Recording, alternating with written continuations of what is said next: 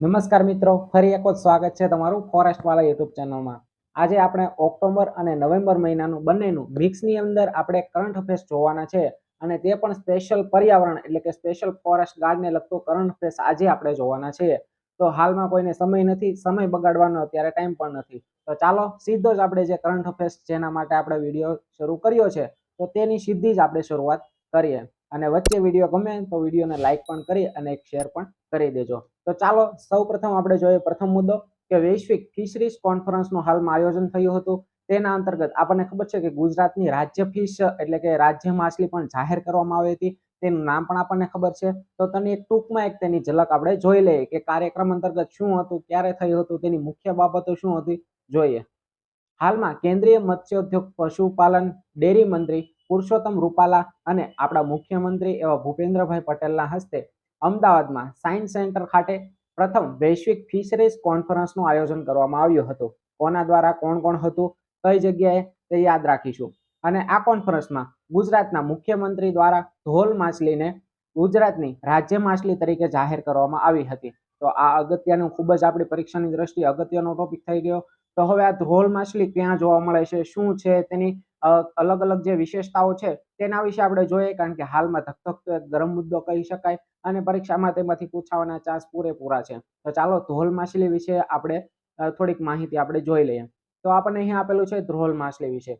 તો સૌપ્રથમ તો તે માછલીનું વૈજ્ઞાનિક નામ આપણે જોઈએ કે અવારનવાર આપણે અલગ અલગ આપણે ફોરેસ્ટ ગાર્ડની પરીક્ષામાં વૈજ્ઞાનિક નામો પૂછાતા હોય છે. તો આપણું નવી જે રાજ્ય માછલી આવી છે તેનું વૈજ્ઞાનિક નામ શું છે કે પ્રોટોનિબિયા ડાયકાન્થાસ. શું છે? ધોલ માછલીનું વૈજ્ઞાનિક નામ છે પ્રોટોનિબિયા ડાયકાન્થાસ. ખાસ આપણે યાદ રાખીશું. ત્યારબાદ જોઈએ કે આ ક્યાં જોવા મળે છે, કે આ માછલી મુખ્યત્વે ઇન્ડો પેસિફિક પ્રદેશમાં જોવા મળે છે. તે ઉપરાંત ભારતમાં ગુજરાત અને મહારાષ્ટ્રના સમુદ્રના વિસ્તારોમાં આપણને જોવા મળે છે.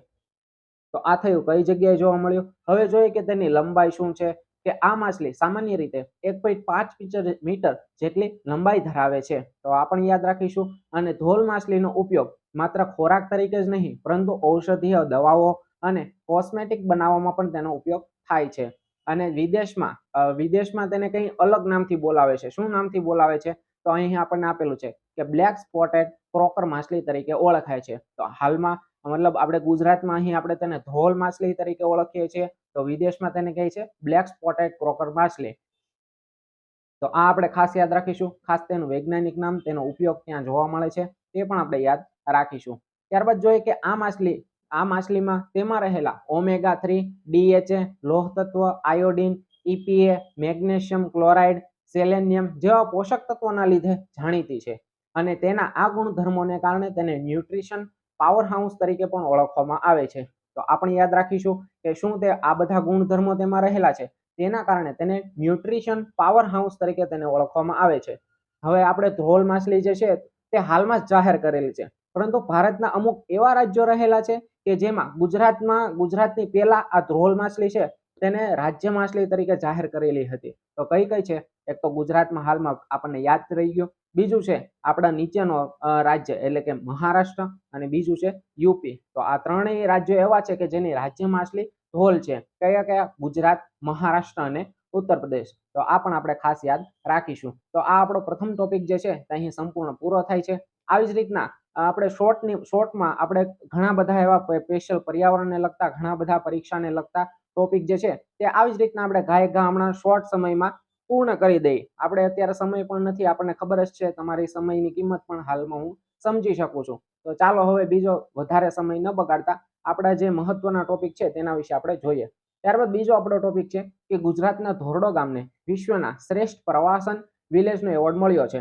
તો આ પણ એક ખૂબ જ અગત્યની બાબત છે અને પ્રથમ વખત થઈ છે. તો આપણે યાદ રાખીએ અને તેની અંદર શું આપ્યું છે તે જોઈએ. કે 19 ઓક્ટોબર 2023ના રોજ યુનાઇટેડ નેશનના વર્લ્ડ ટુરિઝમ ઓર્ગેનાઇઝેશન દ્વારા, હવે કોના દ્વારા એ યાદ રાખીશું, અને કઈ જગ્યાએ, કે ઉઝબેકિસ્તાનના સમરકંદ ખાતે. કઈ જગ્યાએ? ઉઝબેકિસ્તાનના સમરકંદ ખાતે ધોરડોને શ્રેષ્ઠ પ્રવાસન વિલેજ એવોર્ડ એનાયત કરવામાં આવ્યો હતો. ત્યારબાદ જોઈએ કે ગુજરાતના કચ્છમાં આવેલા ધોરડો ગામને પ્રથમ વખત આ એવોર્ડ એનાયત થયો છે. આ પહેલા તેલંગાણાના ભૂનગરીના પોચપલ્લી ગામને 2021માં આ એવોર્ડ આપવામાં આવ્યો હતો. એટલે કે ગુજરાતમાં સૌ પ્રથમ વખત આવી ઘટના થઈ છે તેથી આપણે યાદ રાખવા માટે ખૂબ જ ઇમ્પોર્ટન્ટ છે, તો ખાસ યાદ રાખીશું. ત્યારબાદ આ જે છે કે વિશ્વ શ્રેષ્ઠ પ્રવાસન વિલેજ તો કોના દ્વારા અપાય છે, શું છે તેની અલગ અલગ જે માહિતી છે તેના વિશે આપણે જોઈએ કે આ વર્ષે WTO એટલે કે વર્લ્ડ ટ્રેડ ઓર્ગેનાઇઝેશનની ત્રીજી આવૃત્તિ હતી, એટલે કે 2023માં 23 હતી. તો પ્રથમ ક્યારે હોય, તો આપણને અહીં આપેલું છે કે તેની શરૂઆત ક્યારે થઈ હતી, 2021માં, એટલે કે 2021માં શરૂઆત થઈ હતી ત્યારે પ્રથમ આવૃત્તિ હતી, હાલમાં ત્રીજી આવૃત્તિ છે. તો આ એવોર્ડ અંતર્ગત ગામના કુદરતી સંસાધનો, સાંસ્કૃતિક સંસાધનો, આર્થિક અને પર્યાવરણીય ટકાઉપણી તેમજ સામાજિક સ્થિરતા જેવા માપદંડોને ધ્યાનમાં રાખવામાં આવે છે. તેમજ શ્રેષ્ઠ પ્રવાસન યાદી વિલેજ જે છે તેની યાદીમાં નવા 74 ગામ હાલમાં ઉમેરાતા હવે વિશ્વના શ્રેષ્ઠ પ્રવાસન વિલેજની કુલ સંખ્યા 190 થઈ ગઈ છે.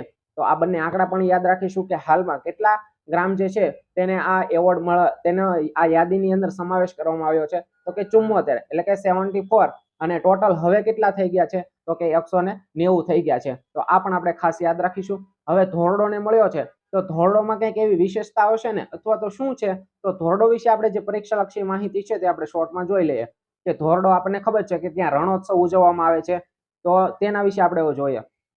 ધોરડો કચ્છ જિલ્લાના ભુજ તાલુકામાં આવેલ છે. ધોરડો ખાતે દર વર્ષે ડિસેમ્બરથી ફેબ્રુઆરી મહિના દરમિયાન રણોત્સવ ઉજાય છે.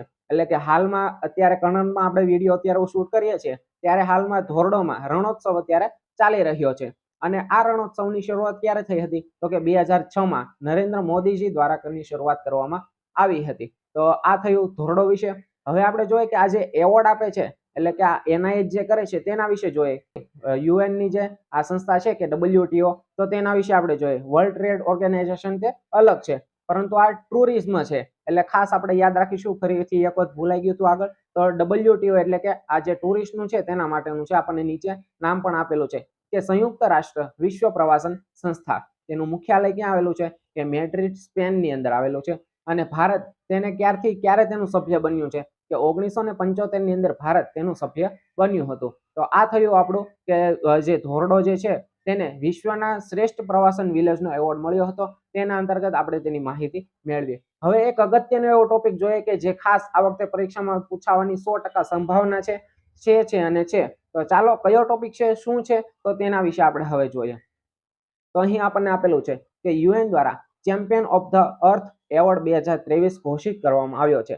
એટલે કે હાલમાં જ આપણે કરંટ જોઈએ છે તે અંતર્ગત UNEP આપણને ખબર છે કે યુનાઇટેડ નેશન એન્વાયરમેન્ટ પ્રોગ્રામ જે સંસ્થા છે તેના દ્વારા champions of the earth award જાહેર કરવામાં આવ્યા છે. તો તેની અંદર કોને કોને મળ્યા છે તે આપણે જોઈએ. તો સૌપ્રથમ છે કે મેયર જોસેફિના બોલમાન્ટે.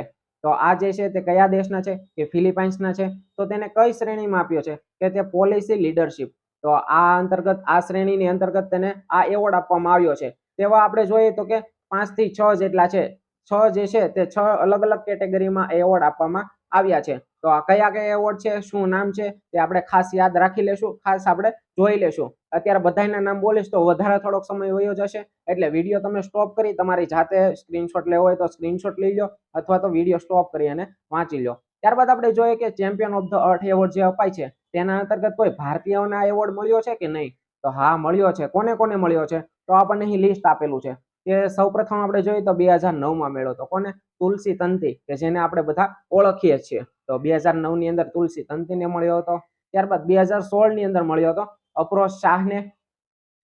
પછી આપણને ખબર છે 2018ની અંદર આપણે બધાને યાદ જ છે કે નરેન્દ્ર મોદી જે કે આપણા પ્રધાનમંત્રી છે તેને 2018માં મળ્યો હતો. અને ગયા જ વર્ષે એટલે કે હમણાં જ 2022ની અંદર ડોક્ટર પૂર્ણિમાબેન બર્મન જે હતા તેને આ એવોર્ડ આપવામાં આવ્યો છે. એટલે કે આ champion of the earth award જે છે તે 4 ભારતીયોને મળેલ છે. અને ખાસ આપણે નામ ભલે નથી બોલ્યા, પરંતુ આપણે વિડીયો સ્ટોપ કરી અથવા સ્ક્રીનશોટ કરી અને તમે જે છે તે નામ યાદ રાખી જ લીધા હશે. તો આ બધાના નામ આપણે જે છે તે ખાસ યાદ રાખી લેશું. તો હવે આ એવોર્ડ જે છે કે champion of the earth award, તો તેના વિશે આપણે જોઈ લઈએ કે તેની સ્થાપના ક્યારે થઈ હતી. તો કે તેની સ્થાપના 2005ની અંદર થઈ હતી. એટલે કે 2005થી આ એવોર્ડ આપવાની શરૂઆત થઈ હતી. ત્યારબાદ જોઈએ કે આ એવોર્ડ પર્યાવરણના ક્ષેત્રમાં UN નું સર્વોચ્ચ સન્માન છે. એટલે કે UN દ્વારા જે પર્યાવરણ ક્ષેત્રમાં એવોર્ડ આપવામાં આવે છે તો આ સર્વોચ્ચ તેમનો એવોર્ડ ગણવામાં આવે છે. પછી UNEP વિશે આપણે બધા જાણીએ છીએ કે યુનાઇટેડ નેશનલ એન્વાયરમેન્ટ પ્રોગ્રામ, તેની સ્થાપના 1972માં, અને એકમાત્ર એવી સંસ્થા UN ની છે કે જે વિકાસશીલ દેશની અંદર તેનું વડું મથક આવેલું છે. તો કેવા નેરોબી કેન્યાની અંદર. બાકી બધાના વિકસિત દેશની અંદર તેના મુખ્ય મથક આવેલા છે. તો આ પણ આપણે ખાસ યાદ રાખીશું. ત્યારબાદ ફરીથી એક એવો મુદ્દો છે, પર્યાવરણનો મુદ્દો નથી, પરંતુ આ પરીક્ષામાં તેમાંથી ઓછામાં ઓછો એક પ્રશ્ન તો 100% પૂછાવાનો છે અને છે. તો શું છે? તો હવે આપણે જોઈએ કે નોબેલ પ્રાઇઝ, કે હાલમાં જ નોબેલ પ્રાઇઝ જે છે તે એનાયત કરવામાં આવ્યા હતા. તો કોને કોને એનાયત કરવામાં આવ્યા હતા? તો આપણને અહીં લિસ્ટ આપેલું છે. તેમાં અલગ અલગ 5 થી 6 કેટેગરીમાં આપ્યા હતા, કે તબીબી, ભૌતિક શાસ્ત્ર, રસાયણ શાસ્ત્ર, સાહિત્ય, શાંતિ અને અર્થશાસ્ત્ર. આવા અલગ અલગ 6 કેટેગરીની અંદર આ જે એવોર્ડ જે છે તે નોબેલ પ્રાઇઝ જે છે તે એનાયત કરવામાં આવ્યા હતા. હવે આગળ આપણે જોયું હતું તે અનુસાર જ નામ બધાના બોલી તો થોડોક વધારે સમય વયો જશે અને આપણે ખોટો સમય બીજાનો બગડે એવી રીતનું આપણે કરવું નથી. તો તમે તમારી રીતના વિડીયો સ્ટોપ કરી ફરીથી બધાના નામ વાંચી લેજો. આગળ આપણે જોઈએ કે ભારતના કોઈ વ્યક્તિ એવા છે કે જેને નોબેલ પુરસ્કાર મળેલો છે? તો હા, કેટલા? 5 વ્યક્તિઓ છે. તો તેના આપણે નામ બોલીશું. તો સૌપ્રથમ છે કે રવિન્દ્રનાથ ટાગોર. તેને સૌપ્રથમ જે છે તે નોબેલ પ્રાઇઝ તેને મળ્યો હતો, કે 1913 ની અંદર રવિન્દ્રનાથ ટાગોરને એવોર્ડ મળ્યો હતો સાહિત્ય ક્ષેત્રે. બીજું છે 1930માં સીવી રમન, કે જે એક વૈજ્ઞાનિક હતા, એટલે કે ગણિત શાસ્ત્રી, તેને ભૌતિક શાસ્ત્રમાં પણ મળ્યો હતો. ત્રીજું આપણે જોઈએ કે 1979 ની અંદર મધર ટેરેસાને, કે જેને શાંતિ માટે મળ્યો હતો. ચોથું 1998માં અમર્ત્ય સેન જે છે તેને અર્થશાસ્ત્ર બાબતે તેને આ જે છે તે નોબેલ પુરસ્કાર મળ્યો હતો. અને લેટેસ્ટ એટલે કે સૌથી છેલ્લે 2014 ની અંદર કૈલાસ સત્યાર્થી, કે જેને શાંતિ ક્ષેત્રે તેને આ એવોર્ડ આપવામાં આવ્યો હતો. તો હાલમાં નોબેલ પ્રાઇઝ જે છે તે આપણને ખબર છે કે નોબેલ પ્રાઇઝ આવે છે જ્યારે એનાયત કરવામાં આવે છે પછી લગભગ 1 વર્ષ સુધી બધી જ પરીક્ષાઓમાં અવારનવાર પૂછાતું હોય છે. હાલમાં જ એક એક્ઝામ લેવાયેલી છે જીપીએસસી ની, તો તેની અંદર પણ એક જે છે તે કોને મળ્યો છે, મતલબ ભૌતિક શાસ્ત્રમાં કોને મળ્યો છે, અથવા તો તબીબીમાં કોને મળેલો છે. આ રીતના જે છે તે પ્રશ્ન પૂછાયેલો હતો. તો આપણી વનરક્ષકની પરીક્ષા નજીક જ છે અને નોબેલ પ્રાઇઝ પણ હાલમાં જ મળેલો છે. તો પૂછાવાની શક્યતા પણ 100% છે. તો આપણે આ નામ જે છે તે બધા યાદ રાખી લેશું ભારતના, અને ખાસ કરીને હાલમાં લેટેસ્ટ જેના જે છે જેને અપાયા છે તે આપણે યાદ રાખીશું. તો આ થયું સંપૂર્ણ નોબેલ પ્રાઇઝ વિશે. હવે આપણે જોઈએ કે દેશમાં બીજો આપણો મુદ્દો જોઈએ કે દેશમાં સૌપ્રથમ અમરેલીમાં IVF થી ગીર ગાયે વાછરડીને જન્મ આપ્યો. એટલે કે IVF ટેકનોલોજી આપણને ખબર છે. તો તેનો ઉપયોગ કરી અને ગીર ગાયે વાછરડીને જન્મ આપ્યો છે. આગળ આપણે જોયું તો કે આની પહેલા આવ્યું હતું 2-3 મહિના પહેલા, કે જે ગંગા હતી, તો તે પણ અલગ છે અને આ પણ અલગ છે. તો બંને વસ્તુ જે છે તે અલગ અલગ છે, ભેગું ન થઈ જાય એક્ઝામમાં, તે ખાસ યાદ રાખીશું. તો આમાં આપણે જોઈએ કે તાજેતરમાં અમરેલીમાં ET અથવા તો IVF લેબોરેટરી અને સેન્ટ ઓફ એક્સેલન્સ નામનો પ્રોજેક્ટ ગાયોના સંવર્ધન માટે અમર ડેરી દ્વારા શરૂ કરવામાં આવ્યો હતો. તો કઈ ડેરી દ્વારા તે પણ આપણે ખાસ યાદ રાખીશું. અને તમારે એક વસ્તુ નીચે જણાવવાનું છે કોમેન્ટ કરીને કે અમર ડેરી જે છે તે કયા જિલ્લાની અંદર આવેલી છે. તે ખાસ તમે નીચે કોમેન્ટ કરી અને જવાબ જણાવજો. જેનો જવાબ સાચો હશે તે હું પિન કરી અને ઉપર મૂકી દઈશ. ચાલો ત્યારબાદ આપણે જોઈએ કે આ અંતર્ગત અમરેલી જિલ્લામાં IVF એટલે કે IVF નું ફૂલ ફોર્મ શું છે, કે ઇન વિટ્રો ફર્ટિલાઇઝેશન ટેકનોલોજીથી ગીર ગાયે વાછરડીને જન્મ આપ્યો હતો. અને ભારતનું પ્રથમ IVF, ખાસ યાદ રાખીશું શા માટે ઇમ્પોર્ટન્ટ છે, કે ભારતનું પ્રથમ IVF વાછરડું મહારાષ્ટ્રના અમદાવાદમાં યુંગનુર જાતિની ગાયનું હતું. અને તેમનો જન્મ વર્ષ 2022માં થયો હતો અને હાલમાં જ આ 2024માં થાય છે. એટલે કે 1-2 વર્ષ પછી તરત જ થાય છે. એટલે હાલમાં આ કરંટ જ છે અને આપણી પરીક્ષાની દ્રષ્ટિએ ખૂબ જ તેથી ઉપયોગી છે. તો ખાસ યાદ રાખીશું હાલમાં કે દેશમાં સૌપ્રથમ અમરેલીમાં IVF થી ગીર ગાયે વાછરડીને જન્મ આપ્યો હતો. ત્યારબાદનો આપણે એક અગત્યનો ટોપિક જોઈએ કે હાલમાં અવારનવાર ચર્ચામાં ખૂબ જ રહેલો છે કે રેલવે ટ્રેક પર હાથી જે છે તેની સાથે ટ્રેન જે છે તે અવારનવાર અથડાતી જોવા મળે છે અને તેના કારણે ઘણી વખત ઘણું બધું નુકસાન થતું હોય છે અને હાથીઓનું પણ ઘણી વખત મૃત્યુ થતું હોય છે. તો તેના વિશેનો એક અગત્યનો હાલમાં એક સોફ્ટવેર લોન્ચ થયું છે. તેના વિશે આપણે જોઈએ કે રેલવે ટ્રેક પર હાથીના રક્ષણ માટે ભારતીય રેલવેનું ગજરાજ AI સોફ્ટવેર લોન્ચ કરાયું છે. હાલમાં શું નામ છે? Gajraj AI software. તો તેના વિશે આપણે જોઈએ કે કોણે લોન્ચ કર્યું છે, કે તાજેતરમાં રેલવે મંત્રી, એટલે રેલવે વિશેની બાબત છે તો તેના મંત્રી જ આવે છે. પર્યાવરણની બાબત હોય તો પર્યાવરણના મંત્રી જ આવે છે. તો એ રીતના જે રેલવેની બાબત છે તો રેલવેના મંત્રી કોણ છે, કે અશ્વિની વૈષ્ણવે. હવે અશ્વિની ચોબે ન થઈ જાય તો પાછા પર્યાવરણ આવી જાય. તો અશ્વિની વૈષ્ણવે એક નવીન AI આધારિત ગજરાજ સોફ્ટવેરનું અનાવરણ કર્યું હતું, જે ટ્રેન હાથીની અકસ્માત રોકવા માટેનો છે. એટલે કે આ જે અકસ્માત થાય છે તેને રોકવા માટેનો આ AI સોફ્ટવેર છે. પછી જોઈએ કે વન્યજીવોના રક્ષણ અને રેલવે કામગીરીની સલામતી વધારવાના પ્રયાસોમાં એક મહત્વનું પગલું આ ગણી શકાય છે. ત્યારબાદ જોઈએ કે આ ગજરાજની એક સ્વદેશી સોફ્ટવેર છે, જે AI અને ઓપ્ટિકલ ફાઇબર કેબલ એટલે કે OFC નો ઉપયોગ કરીને રેલવે ટ્રેક પર અથવા તેની નજીક 200 મીટર અંગે પાયલટને ચેતવણી આપશે. એટલે કે આ AI નો ઉપયોગ કરશું તો ટ્રેન જ્યારે આવતી હોય છે તો ટ્રેનની આજુબાજુ 200 મીટરનું અંતર હોય છે, તેની અંદર જો હાથી હશે ને તો તે AI સોફ્ટવેર દ્વારા તેને કેપ્ચર કરી અને જે ટ્રેન ચાલક જે હશે તેને આ માહિતી આપશે કે આજુબાજુના વિસ્તારમાં હાલમાં જે છે તે ગજરાજ એટલે કે હાથી જે છે તેની અવર જવર ચાલુ છે, એટલે ટ્રેન જે છે તે થોડીક સંભાળીને રાખજો જેનાથી અકસ્માત ન થાય. તો આ 200 મીટરનો એરિયા કવર કરે છે, તે પણ આપણે ખાસ યાદ રાખીશું 200 મીટર.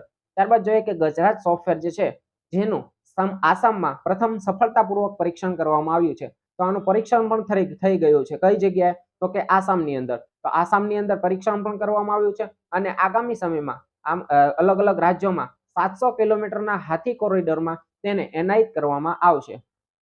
તો આ જે છે તે પણ ખાસ આપણે યાદ રાખીશું.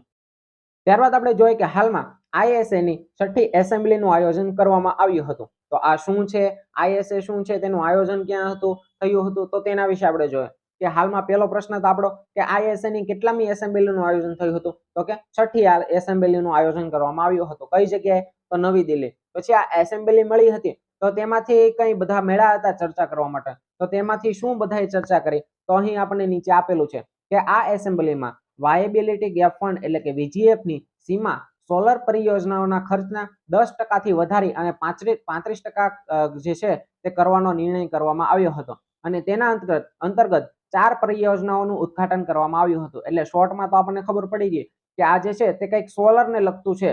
તો આ જે છે શું છે, આ 4 પરિયોજનાઓ છે શું છે કે જેનું ઉદ્ઘાટન કરવામાં આવ્યું હતું, તો અહીં આપણને આપેલું છે. તો પેલું છે કે મલાવી દેશની સંસદ ભવનનું સૌરકરણ. બીજું છે ફિજીમાં આવેલ 2 ગ્રામીણ સ્વાસ્થ્ય કેન્દ્રનું સૌરકરણ. ત્રીજું છે સેશલ્સમાં સૌર ઉર્જા સંચાલિત કોલ્ડ સ્ટોરેજની સ્થાપના. અને ચોથું છે કે કિરીબાતીમાં શાળાનું સૌરકરણ. એટલે કે આ 4 અલગ અલગ દેશો છે, મલાવી, ફિજી, સેશલ્સ અને કિરીબાતી. તો તેની અંતર્ગત અલગ અલગ જગ્યાએ જે છે તે સૌરકરણ જે છે સૌર ઉર્જા સૌર પેનલો લગાવવા માટેનો નિર્ણય કરવામાં આવ્યો હતો. તો શું આની અંતર્ગત બીજું શું છે, એ શેના માટે છે, તો આપણે જોઈએ કે પુનઃપ્રાપ્ય ઉર્જા સ્ત્રોત દ્વારા વર્ષ 2030 સુધીમાં વિશ્વની કુલ વીજળીની 65% આપૂર્તિ અને વર્ષ 2050 સુધી વિદ્યુત ક્ષેત્રના 90% ડીકાર્બોનાઇઝેશન થવાની ક્ષમતા છે. ત્યારબાદ જોઈએ કે આ ISA ક્યારના આપણે કરીએ છીએ, તો ISA શું છે, તેની સ્થાપના ક્યારે થઈ હતી, તેના વડું મથક ક્યાં આવેલું છે, શું છે તે આપણે જોઈએ. તો અહીં આપણને આપેલું છે કે IAS.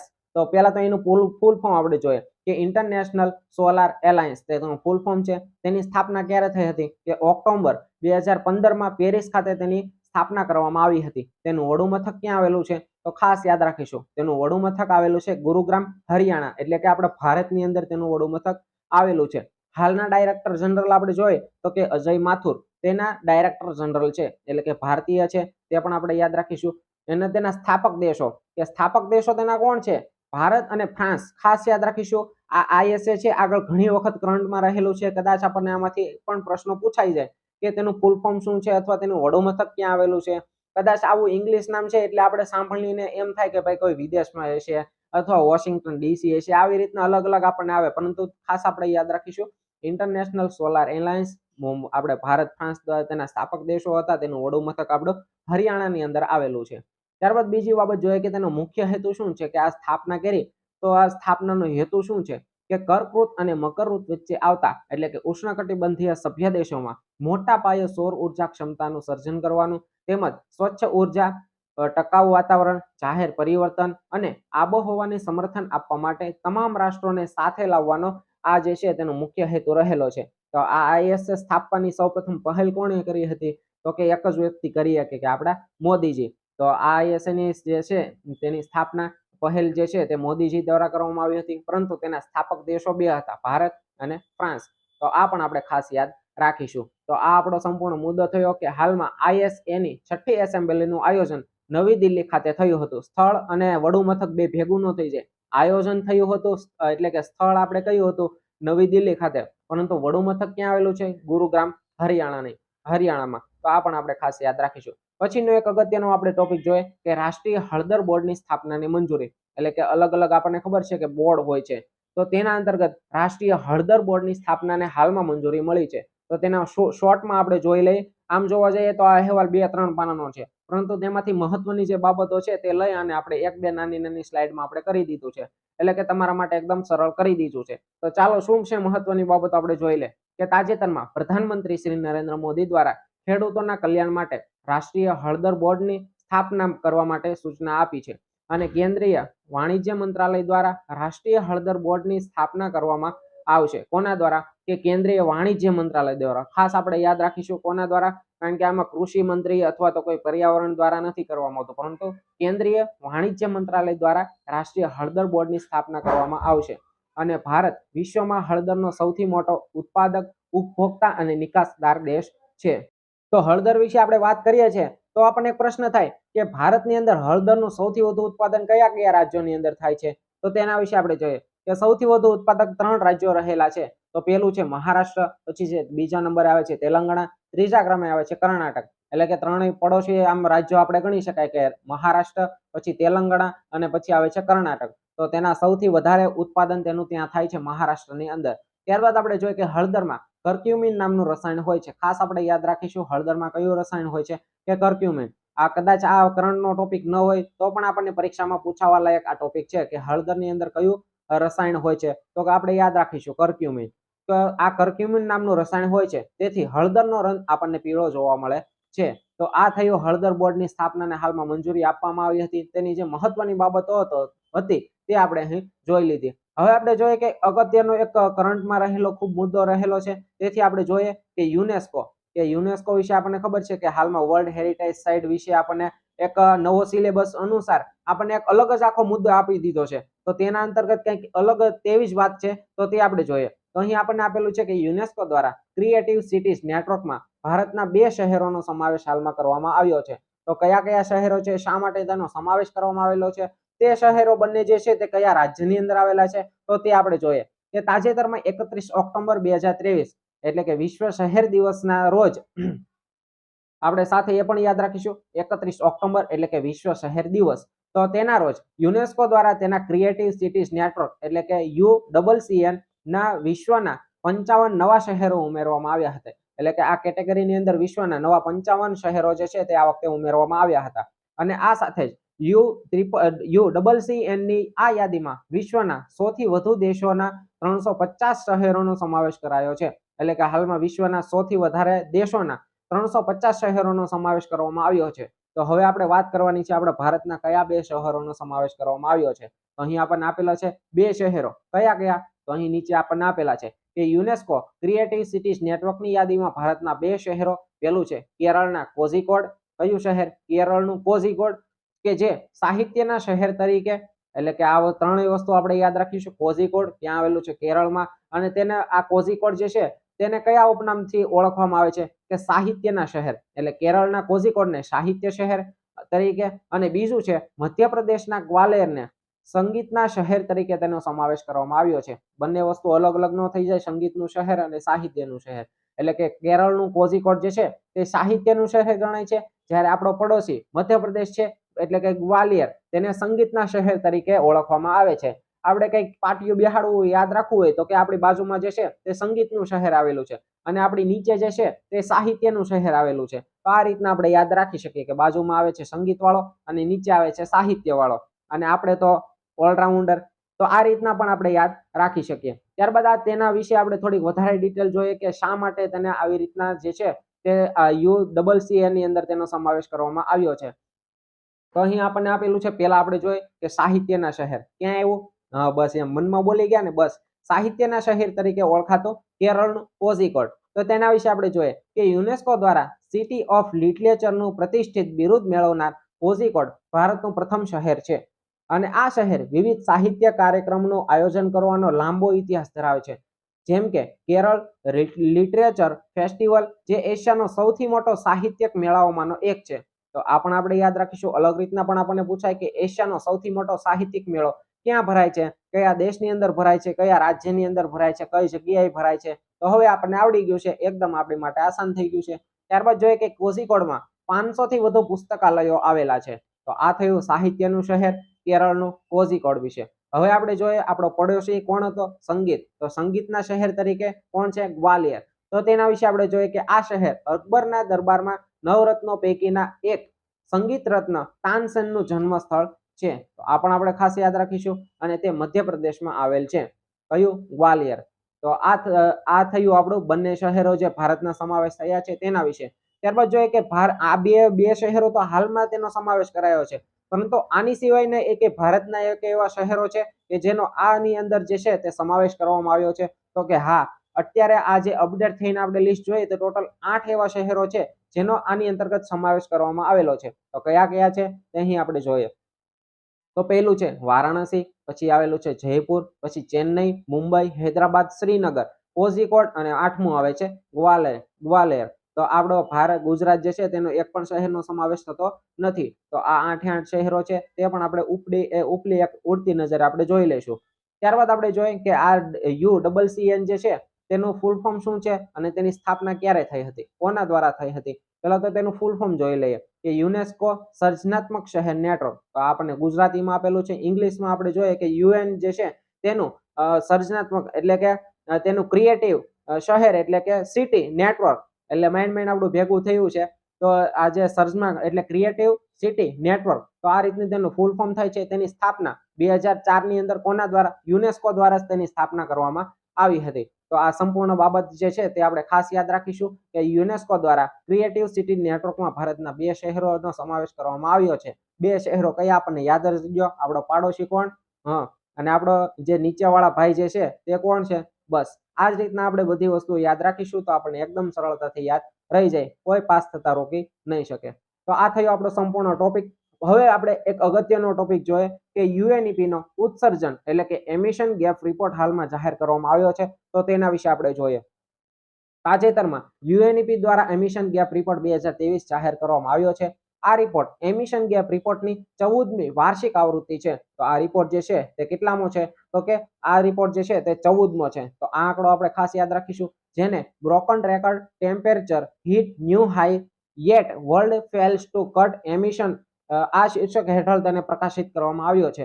નામ થોડુંક અટપટું છે, આપણે બોલવામાં 2-3 વખત અટકી જાય એવું છે, પરંતુ ખાલી આમ આપણે જે છે તે ખાલી આમનું શોર્ટમાં યાદ રાખી લેશું કે આ જે છે તે શીર્ષક જે છે તેના હેઠળ પ્રકાશિત કરવામાં આવ્યો હતો. ખાસ યાદ રાખીશું કેટલામું, કે 14મી આવૃત્તિ હતી. તો તેના અંતર્ગત આપણે જોઈએ કે આ રિપોર્ટ અંતર્ગત વર્ષ 2030 સુધીમાં અંદાજિત વૈશ્વિક ગ્રીન હાઉસ ઉત્સર્જન અને વૈશ્વિક તાપમાનને 1.5 અંશ સેલ્સિયસ અથવા 2 અંશ સેલ્સિયસ સુધી મર્યાદિત કરવાનો લક્ષ્યાંકો અને વિવિધ દેશો દ્વારા નક્કી કરવામાં આવેલા લક્ષ્યાંકો વચ્ચેના તફાવતનું મૂલ્યાંકન કરવામાં આવશે.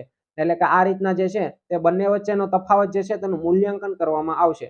તો આના દ્વારા જે છે તે અમુક એવા જે સૌથી મોટા જે વિશ્વના દેશો છે કે જે ગ્રીન હાઉસ ગેસ જે છે તે ઉત્સર્જન કરે છે, તો તેનું લિસ્ટ, તેની યાદી પણ આપણે જાહેર કરેલી છે. તો તેની યાદી શું છે તે આપણે જોઈએ. તો આ યાદી જે છે તે આપણી પરીક્ષાની દ્રષ્ટિએ ખૂબ જ ઉપયોગી રહેલ છે, કારણ કે આપણે પર્યાવરણનો મુદ્દો છે અને ગ્રીન હાઉસ અટકાવવા માટેની સતત આમાં આપણી વાત ચાલતી હોય છે. તો ગ્રીન હાઉસ ગેસ ઉત્સર્જક છે તેના સૌથી ટોપ ઉત્સર્જક દેશો કયા કયા છે તો તે આપણે જોઈએ. તો અહીં આપણને આપેલું છે. તો પ્રથમ ક્રમે આવે છે ચીન, બીજા ક્રમે આવે છે અમેરિકા અને ત્રીજા ક્રમે આવે છે મેરા ભારત મહાન. તો આ ત્રણેય ક્રમ આપણે ખાસ યાદ રાખીશું. સૌથી મોટા ગ્રીન હાઉસ ગેસ ઉત્સર્જક દેશો છે તે પ્રથમ ક્રમે છે ચીન, પછી ભારત અને ત્રીજા ક્રમે આવે છે ભારત. પરંતુ આપણને પૂછે કે સૌથી વધુ વ્યક્તિગત એટલે કે વ્યક્તિ દીઠ ગ્રીન હાઉસ ગેસ ઉત્પાદક દેશો કયા છે. ઓલ ઓવર આપણને પૂછે તો આપણી પાસે જવાબ છે ચીન, અમેરિકા અને ભારત. પરંતુ આપણને પૂછે સૌથી વધુ વ્યક્તિ દીઠ ગ્રીન હાઉસ ગેસ ઉત્પાદક દેશો, તો તેની અંદર પ્રથમ ક્રમે આવે છે અમેરિકા, પછી આવે છે રશિયા, ત્રીજા ક્રમે આવે છે ચીન અને ભારતનો ક્રમ તેની અંદર આપણે જોઈએ તો આવે છે 8મો ક્રમ. તો આ ક્રમ, બંને ક્રમ જે છે તે આપણે ખાસ યાદ રાખીશું. ત્યારબાદ UNEP વિશે જોઈએ તો UNEP વિશે તો હમણાં આપણે બધું જોઈ લીધું, ક્યાં તેનું મુખ્યાલય છે, તેની સ્થાપના 1972 ની અંદર. તો આપણો સંપૂર્ણ આ ટોપિક જે છે તે પૂરો થાય છે કે UNEP નો ઉત્સર્જન એટલે કે એમિશન ગેપ રિપોર્ટ હાલમાં રજૂ થયો હતો. 14મો રિપોર્ટ તેનો રજૂ થયો હતો. તેના અંતર્ગત આપણે અલગ અલગ જે છે તે દેશોના નામ આપણે જોયા. સૌથી વધુ ચીન, અમેરિકા, પછી જોયું હતું તો ત્રીજા ક્રમે હતું ભારત. તો આ થયો આપણો સંપૂર્ણ ટોપિક. હવે પછીનો એક મહત્વનો એવો ટોપિક આપણે જોઈએ કે ગ્લોબલ હંગર ઇન્ડેક્સ 2023 ભારત 111 ક્રમે. સ્પેશિયલ પર્યાવરણનો ટોપિક આપણે જોઈએ તો નથી, પરંતુ આપણે પરીક્ષાની દ્રષ્ટિએ ખૂબ જ જે છે તે ઉપયોગી થશે. પરીક્ષામાં કદાચ આમાંથી પણ આપણને પૂછે કે ભારતનો તેની અંદર કેટલામો ક્રમ છે, તેના માટે આપણે આ ટોપિક સાથે લઈ લીધો છે. ટોપિક આપણે લાંબો નથી લીધો, ફક્ત પહેલો નંબર કોનો છે, છેલ્લો નંબર કોનો છે અને ભારતનો કેટલામો છે તે જ આપણે આમાં લીધું છે, એટલે વધારે ટેન્શન લેવાની જરૂર નથી. તો જોઈએ તાજેતરમાં કન્સર્ન વર્લ્ડ વાઇડ અને વેલ્થગર હિલ્ફે દ્વારા એટલે કે આ કંઈક નામ છે તેના દ્વારા આ બંને જે છે સંસ્થા છે તેના દ્વારા ગ્લોબલ હંગર ઇન્ડેક્સ 2023 જે છે તે જાહેર કરવામાં આવ્યો છે. તો આ ઇન્ડેક્સ ભારત 28.7 ના સ્કોર સાથે વિશ્વમાં 111માં ક્રમે રહ્યો હતો. તો ખાસ આમાંથી આપણે ક્રમ યાદ રાખવાનો છે. ભારતનો ક્રમ છે 111મો. તો આપણને એમ થાય તો પ્રથમ ક્રમ કોનો છે અને છેલ્લો ક્રમ કોનો છે, તો આપણને અહીં આપેલો છે. તો પ્રથમ ક્રમે આવે છે બેલારુસ, ત્યારબાદ આવે છે બોસ્નિયા, પછી આવે છે હર્ઝેગોવિના, ચોથા ક્રમે આવે છે ચાઇના. તો આ પ્રથમ ટોપ દેશો થયા. ખાસ કરીને આપણે પ્રથમ 3 દેશો યાદ રાખીશું. પહેલા ક્રમે આવે છે બેલારુસ. શું આપણે જોઈએ છે કે ગ્લોબલ હંગર ઇન્ડેક્સ. ત્યારબાદ આપણે એમ થાય કે સૌથી છેલ્લા ક્રમે કોણ છે, તો આપણને નીચે આપેલું છે કે સૌથી છેલ્લો ક્રમ એટલે કે 125મો ક્રમ. તો 125મા ક્રમે આવે છે સેન્ટ્રલ આફ્રિકન રિપબ્લિક એટલે કે સોમાલિયા દેશ. આપણને ખબર છે સોમાલિયા દેશ વિશે આપણે અવારનવાર ઘણી વખત સાંભળતા હોઈએ છીએ. તો આ સોમાલિયા દેશ છે તે સૌથી છેલ્લા ક્રમે આવેલો છે. તો આ જે છે તે ક્રમ આપણે ખાસ યાદ રાખીશું. આપણે જોઈએ કે ગ્લોબલ હંગર ઇન્ડેક્સ જે છે તેના વિશે આપણે જોઈએ કે આ ઇન્ડેક્સ સૌપ્રથમ વખત 2006માં international food policy research institute અને વેલ્થંગર હિલ્ફ દ્વારા રજૂ કરવામાં આવ્યો હતો. અને આ ઇન્ડેક્સમાં વિવિધ દેશોને ઉપરોક્ત માપદંડોને આધારે 0 થી 100 વચ્ચેનો સ્કોર આપવામાં આવે છે. જેમાં 0ની નજીકનો સ્કોર હોય તે દેશની સારી સ્થિતિ વધુ મજબૂત તેને દર્શાવે છે. એટલે કે જેમ 0ની નજીક હોય તેમ તમારો દેશ ખૂબ જ સારો હોય છે. એટલે કે આ જે છે તે 0 થી 100ની વચ્ચે સ્કોર રાખવામાં આવ્યો હતો. તો આ થયો આપણો ગ્લોબલ હંગર ઇન્ડેક્સ જે આવ્યો હતો તેના વિશે આપણે ખાસ 3 ક્રમ યાદ રાખવાના છે. પહેલા ક્રમે છે બેલારુસ, ભારતનો ક્રમ આવે છે 111 અને છેલ્લા ક્રમે આવે છે ટૂંકમાં કહીએ તો સોમાલિયા એટલે કે સેન્ટ્રલ આફ્રિકન રિપબ્લિક. તો આ થયો આપણો સંપૂર્ણ ટોપિક અહીં પૂરો. હવે આપણે જોઈએ કે પર્યાવરણનો એક મુદ્દો જોઈએ કે WMO દ્વારા state of global water resources report 2022 હાલમાં જાહેર કરવામાં આવ્યો હતો.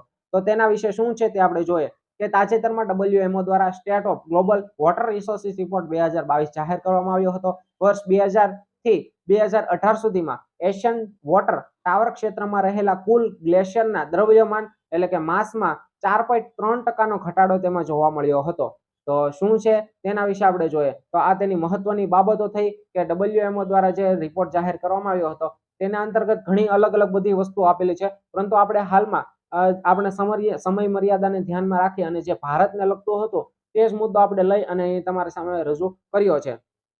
ત્યારબાદ આપણે જોઈએ કે આ WMO છે તો WMO વિશે પણ આપણે અવારનવાર આપણને ખબર જ હોય છે, પરંતુ આપણે ફાસ્ટ રિવિઝન કરી નાખીએ કે WMO ફૂલ ફોર્મ શું છે કે વર્લ્ડ મેટ્રોલોજિકલ ઓર્ગેનાઇઝેશન. તો આ તેનું ફૂલ ફોર્મ થયું અને તેની સ્થાપના 23 માર્ચ 1950ના રોજ તેની સ્થાપના થઈ હતી. તેનું વડું મથક પૂછે તો કે જીનીવા સ્વિટ્ઝરલેન્ડની અંદર તેનું વડું મથક આવેલું છે. તો આપણે ખાસ યાદ રાખીશું. ત્યારબાદ આપણે જોઈએ એક અગત્યનો બીજો પર્યાવરણને લગતો ટોપિક, તેમાં પણ એક રિપોર્ટ આવેલો છે. આમ જોઈએ તો આ ઓક્ટોબર નવેમ્બર મહિનાની અંદર ઘણા બધા રિપોર્ટ આવેલા છે કે જે આપણે પર્યાવરણની દ્રષ્ટિએ આપણે જે પરીક્ષાની દ્રષ્ટિએ ખૂબ જ ઉપયોગી છે. અને તેમાંથી ઓછામાં ઓછો હું તો કહું 2-3 રિપોર્ટ તો તેમાંથી જે છે તેમાંથી 2-3 રિપોર્ટમાંથી તો કોઈ પ્રશ્ન હશે જ તે. તો આપણે ખાસ યાદ રાખીશું, ખાસ આપણે ધ્યાનમાં રાખીશું. તો આ રિપોર્ટની અંદર આપણે જોઈએ કે તાજેતરમાં FAO એટલે કે આપણને ખબર છે કે યુએનની એક સંસ્થા છે FAO, તેના વિશે આપણે બધું જાણીએ છીએ ક્યારે તેની સ્થાપના થઈ, તેનું વડું મથક, તેનું ફૂલ ફોર્મ.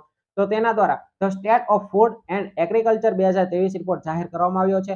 આ રિપોર્ટમાં વિશ્વના 154 દેશોનું મૂલ્યાંકન કરવામાં આવ્યું હતું. કેટલા? વિશ્વના 154 દેશોનું મૂલ્યાંકન કરવામાં આવ્યું હતું. અને આ રિપોર્ટમાં અસ્વસ્થ આહાર અને અલ્ટ્રા પ્રોસેસ્ડ ખાદ્ય પદાર્થોના કારણે પર્યાવરણ અને માનવીઓના સ્વાસ્થ્ય પર થતા છુપા ખર્ચને દર્શાવવામાં આવ્યું છે.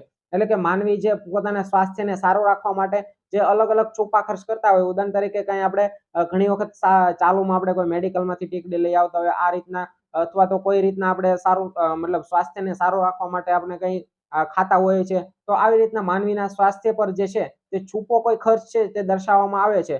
તો તેના ઉપરનો આ રિપોર્ટ સંપૂર્ણ તૈયાર કરવામાં આવ્યો છે. તો અંતર્ગત આપણે વિશ્વનું જે છે તે જાણવાની જરૂર નથી, પરંતુ ભારત પર તેની અસર શું છે તે આપણે જાણી અને આપણે આગળ આપણા મુદ્દા તરફ વધીએ. તો અહીં આપણને આપેલું છે ભારત પર અસર, કે વૈશ્વિક સ્તરે ચીન અને અમેરિકા પછી ત્રીજા ક્રમનો સૌથી મોટો ફાળો દર્શાવે છે. કોણ? ભારત. એટલે કે ભારત જે છે ત્રીજા ક્રમે આવે છે, ચીન પહેલા ક્રમે, પછી છે અમેરિકા અને ત્રીજા ક્રમે છે ભારત. તો આ ફરીથી એક વખત આવ્યું. આગળ ક્યારે આવ્યું તો આ ક્રમ? ચીન, અમેરિકા અને ભારત. યાદ કરો ક્યારે આવ્યો તો? તો કે આપણે સૌથી મોટા ગ્રીન હાઉસ ગેસ ઉત્પાદન દેશો હતા તેની અંદર આપણે આ ક્રમ યાદ રાખ્યો હતો. ફરીથી આ ક્રમ આવી ગયો છે કે the state of food and agriculture report અંતર્ગત જે છે તે આ ફરીથી તે ક્રમ આવ્યો છે, ચીન, અમેરિકા અને ભારત. ત્યારબાદ આપણે જોઈએ કે FAO ના રિપોર્ટ અનુસાર આ છુપાયેલા ખર્ચમાં ભારતનો હિસ્સો કુલ વૈશ્વિક ખર્ચના 8.8% છે. આ રિપોર્ટ મુજબ વર્ષ 2030 સુધીમાં વિશ્વના લગભગ 600 મિલિયન લોકો પણ કુપોષણની સંભાવના રહેલી છે. તો આ ભારત પર અસર શું છે તે આપણે જોયું. ભારતના જે છે તે વિશ્વના જે છે તે વિશ્વનો વૈશ્વિક ખર્ચ થાય છે તેના કેટલા ટકા છે તે આપણે યાદ રાખીશું અને ખાસ ક્રમ આપણે યાદ રાખીશું. તો ત્યારબાદ આ જોઈએ કે FAO વિશે આપણે જોતા હતા. તો FAO વિશે આપણે બધાને ખબર છે, પરંતુ ટૂંકમાં આપણે જોઈએ કે તેની સ્થાપના 1945માં થઈ હતી. FAO જે છે તે યુએનની એક અગત્યની સંસ્થા છે. તેની સ્થાપના 16 ઓક્ટોબર ના દિવસે થઈ હતી, એટલે કે 16 ઓક્ટોબર 1945. 16 ઓક્ટોબરમાં FAO ની સ્થાપના થઈ હતી. તેથી 16 ઓક્ટોબરને આપણે વિશ્વ ખાદ્ય દિવસ તરીકે પણ ઉજવીએ છીએ. તો તેનું વડુ મથક ક્યાં આવેલું છે? તો કે રોમ, ઇટાલીમાં FAO નું વડુ મથક આવેલું છે. તો આ થયો આપણો સંપૂર્ણ ટોપિક અહીં પૂરો. સાથે વિડીયો જો ગમતો હોય તો લાઈક કરી દેજો, અને તમને થોડીક વધારે સ્પીડ લાગતી હશે કારણ કે હાલમાં સમય નથી, છતાં તેમાંથી થોડો સમય કાઢી અને તમારા માટે સ્પેશિયલ વિડીયો થોડો સમય કાઢી અને બનાવ્યો છે. તો વિડીયોને એક નાની એવી લાઈક કરી દેજો અને તમારા અલગ અલગ ગ્રુપ અને તમારા ભાઈબંધને પણ શેર કરી દેજો. ચાલો જોઈએ આગળ એક મહત્વનો એક સ્પેશિયલ પર્યાવરણ એવો ટોપિક કે જે પરીક્ષાની દ્રષ્ટિએ ખૂબ જ ઉપયોગી છે અને પરીક્ષામાં પૂછાવાની સંભાવના 110% રહેલી છે. શું છે જોઈએ કે ગુજરાત વન વિભાગની વસ્તી ગણતરી મુજબ દીપડાની વસ્તીમાં 63% વધારો થયો છે. ઓહો, જેટલી વસ્તી હતી તેમાંથી 63% જેટલો વધારો દીપડાની વસ્તીમાં થયો છે. તો હમણાં ધ્યાન રાખજો આ ડાવડા જવામાં. તો જોઈએ કે વન વિભાગની તાજેતરની વસ્તી ગણતરી મુજબ રાજ્યમાં છેલ્લા 6 વર્ષમાં દીપડાની વસ્તીમાં 63% વધારો નોંધાયો છે. વર્ષ 2016માં દીપડાની સંખ્યા કેટલી હતી? 1395. તો તેનાથી વધી અને હાલમાં જે ગણતરી થઈ હતી તે અનુસાર 2274 જેટલી થઈ ગઈ છે. તો આ પણ આપણે યાદ રાખીશું. ત્યારબાદ જોઈએ કે આ અંતર્ગત સૌથી વધુ કયા જિલ્લાની અંદર આવેલા છે તે પણ આપણે જોઈએ કે દીપડાની સૌથી વધુ સંખ્યા ધરાવતા જિલ્લાઓ કયા કયા છે. તો તેમાં સૌપ્રથમ ક્રમ આવે છે કે જ્યાં સિંહ છે ત્યાં છે કે જુનાગઢ. તો જુનાગઢની અંદર 578 તો ખાલી જુનાગઢની અંદર આવેલા છે. ત્યારબાદ બીજા ક્રમે આવે છે ગીર સોમનાથ. પછી આવે છે આપણે તળ ગુજરાતમાં આવી જાય તો દાહોદમાં 200 જેટલા છે. પંચમહાલની અંદર 119 જેટલા જે છે.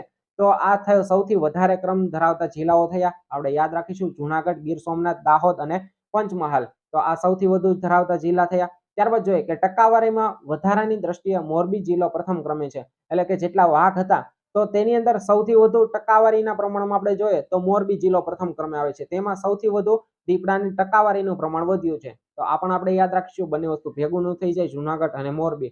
તો ટકાવારીની દ્રષ્ટિએ મોરબી અને આપણે જોઈએ સંખ્યાની દ્રષ્ટિએ જુનાગઢ. ત્યારબાદ આપણે જોઈએ કે તથા રાજ્યમાં દીપડાની કુલ વસ્તી પૈકી 60% વસ્તી ખાલી સૌરાષ્ટ્રમાં જોવા મળે છે.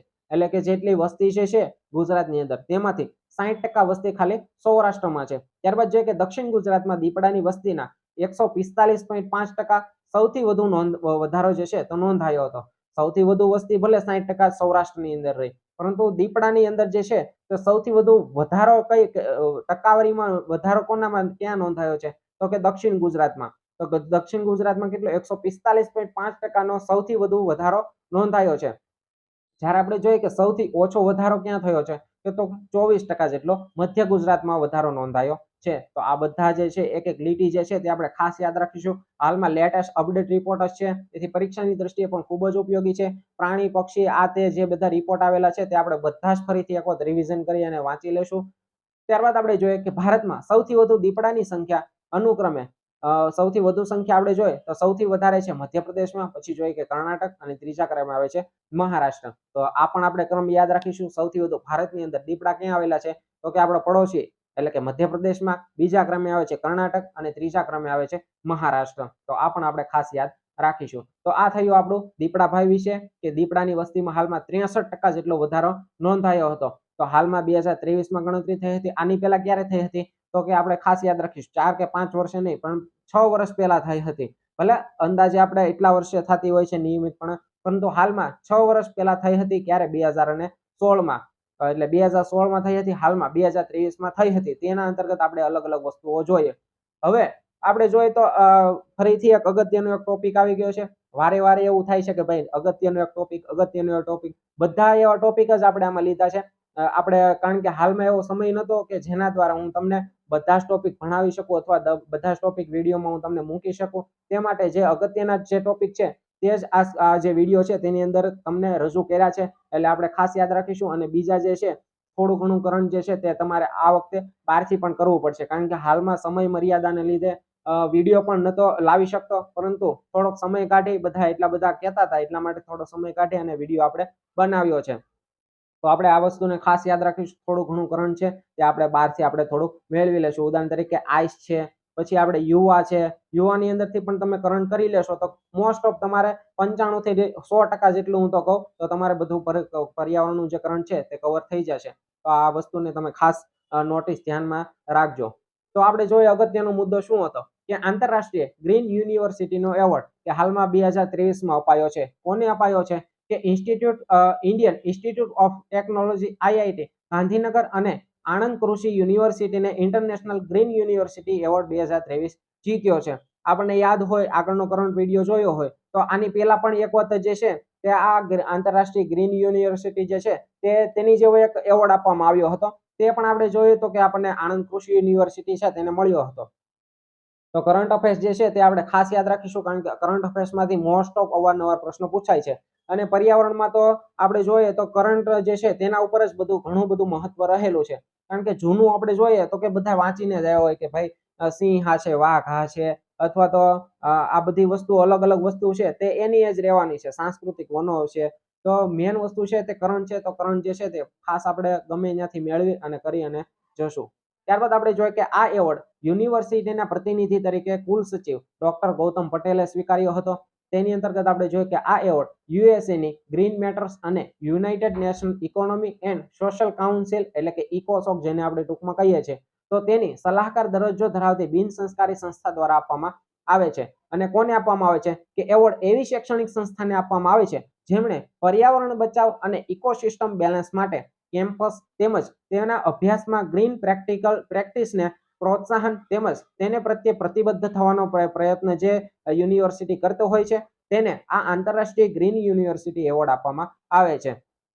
તો આમાંથી ખાસ આપણે એક વસ્તુ યાદ રાખવાનું છે કે કોને મેળવ્યો છે? તો કે IIT ગાંધીનગર અને આણંદ કૃષિ યુનિવર્સિટી છે તેને આપવામાં આવ્યો છે.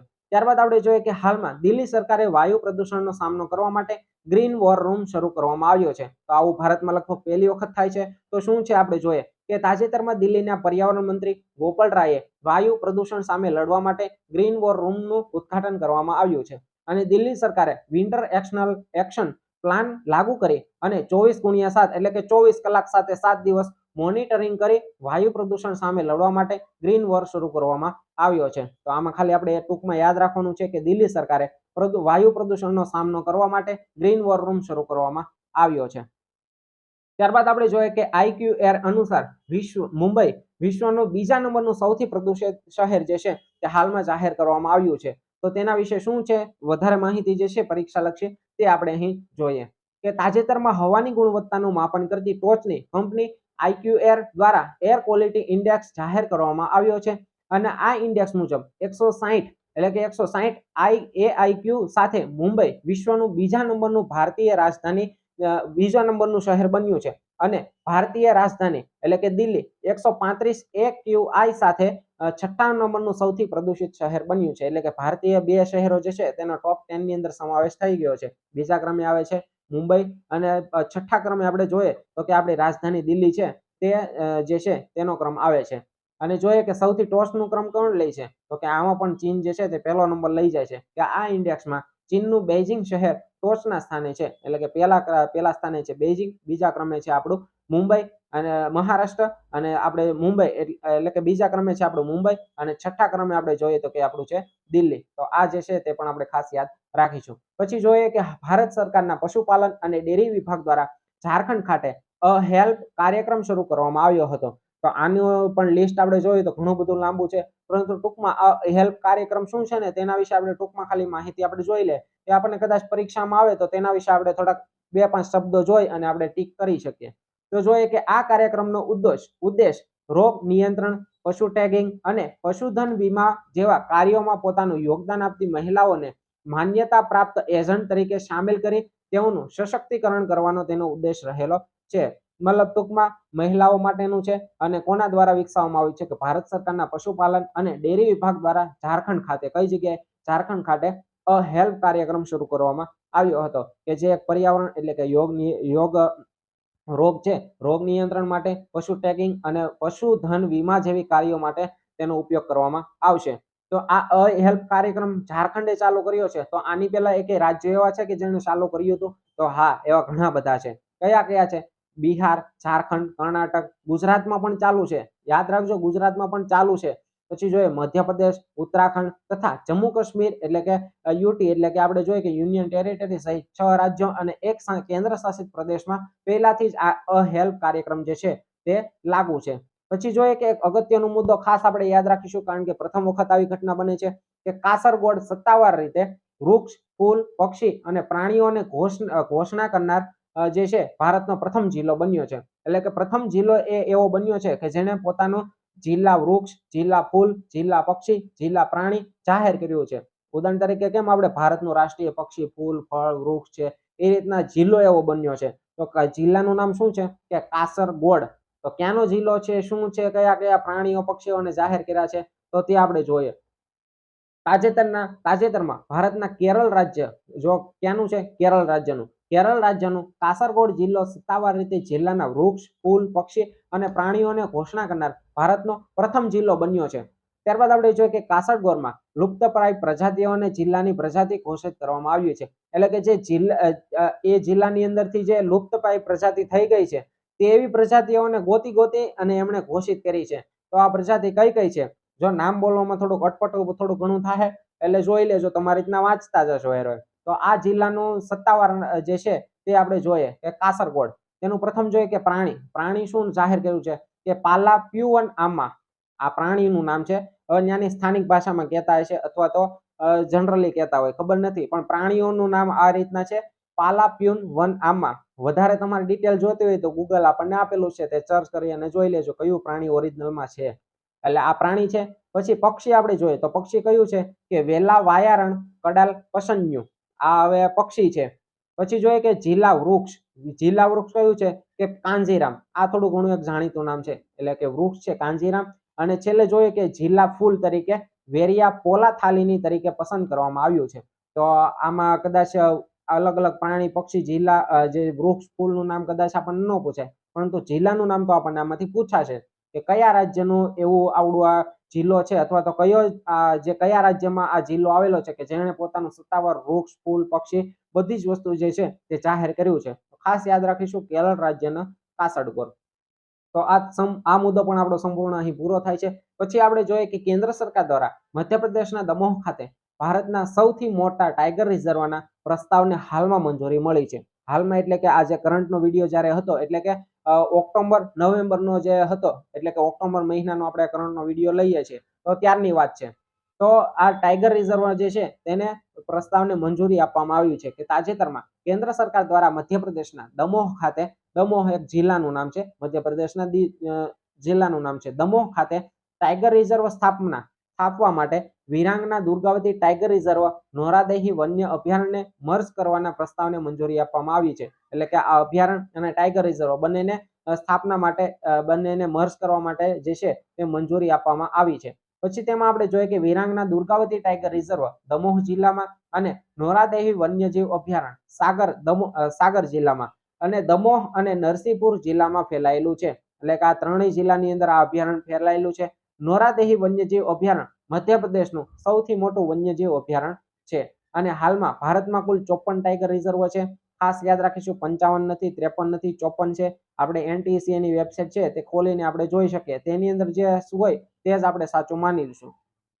એટલે કે 54 ટાઈગર રિઝર્વ જે છે તે આવેલા છે, જેમાં સૌથી મોટું ટાઈગર રિઝર્વ કયું છે આપણને બધાને આવડે છે, નાગાર્જુન સાગર શ્રી શેલમ ટાઈગર રિઝર્વ. આપણે હમણાં જ ISFR રિપોર્ટ 2021 જે છે તે હમણાં 2-3 દિવસ પહેલા જ મૂક્યો હતો. તેની અંદર પણ આપણે આનો ઉલ્લેખ કરેલો છે. જો ISFR રિપોર્ટ હજી ન જોયો હોય તો તે પણ આપણે ખાસ કરીને જોઈ લેશું, કારણ કે પરીક્ષાની દ્રષ્ટિએ તે પણ ખૂબ જ ઉપયોગી છે. ઓછામાં ઓછા 2 થી 3 પ્રશ્નો તો હશે અને હશે, કારણ કે ISFR રિપોર્ટ આપણે જોઈએ તો કે આગલી પરીક્ષામાં નતો પૂછાયો, ત્યાં સુધી રિપોર્ટ નતો આવ્યો એટલે નતો પૂછાયો, પરંતુ એની પછી હજી એવી એક પરીક્ષા લેવાની નથી ફોરેસ્ટની, એટલે આ ફોરેસ્ટની પરીક્ષામાં પૂછાવાની સંભાવના પૂરેપૂરી છે. એટલે ISFR રિપોર્ટ પણ આપણે જોઈ લેજો.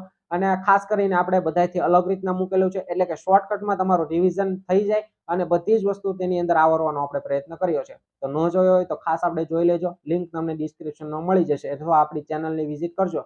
તેમાંથી ફોરેસ્ટ ગાર્ડના અલગ અલગ વિડીયો છે તે તમને ખાસ કરીને બધા જ તમારે જે જરૂર હોય પૂરતા જે છે તે મળી લેશે. અને તે પણ ખોટી વચ્ચે જે છે બીજી વાતો કર્યા વગરનો, એટલે તમને જે છે તે પ્યોર બધું મળી રહેશે.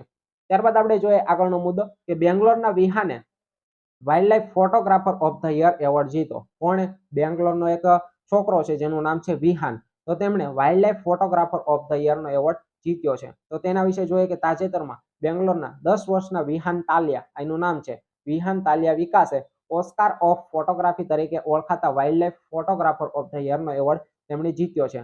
તો આ આયોજન ક્યાં થયું હતું? તો કે લંડનમાં આયોજિત વાઇલ્ડલાઇફ ફોટોગ્રાફર ઓફ ધ યરના એવોર્ડ સમારોહમાં 95 દેશોની 50,000થી વધારે એન્ટ્રીઓમાંથી વિહાન વિજેતા જે છે તે બન્યો હતો. એટલે કે અલગ અલગ 95 દેશના જે છે તેના 50,000થી વધારે જે છે તેમાં ફોટા મોકલવામાં આવ્યા હતા. તેમાંથી એક સિલેક્ટ થયો છે આપણા જે છે તે બેંગ્લોરના વિહાનનો. તો વિહાન જે છે તે વિહાનના વિજેતા ફોટોગ્રાફમાં ભગવાન કૃષ્ણની શિલ્પના સાથે આકર્ષક અંદાજમાં સ્પાઈડરની અદ્ભુત છબી હતી. તો આપણે ફોટો જે છે તે આપણે ઘણી અવારનવાર આપણે જોયો હતો.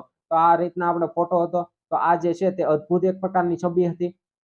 અને wildlife photographer of the year award જે છે નું આયોજન નેચરલ હિસ્ટ્રી મ્યુઝિયમ દ્વારા કરવામાં આવે છે. તો આનું આયોજન કોના દ્વારા કરવામાં આવે છે તે પણ આપણે યાદ રાખીશું.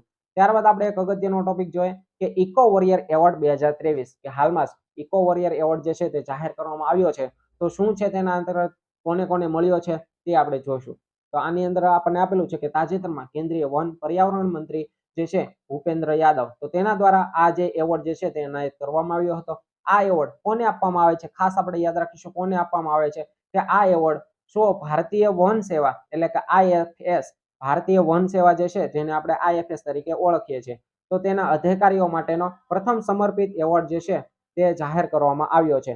તો IFS માટે પણ સ્પેશિયલ એવોર્ડ આપવામાં આવે છે, ઇકો વોરિયર એવોર્ડ. તો આ અલગ અલગ જે છે તે ઘણા વ્યક્તિઓને મળેલો હતો.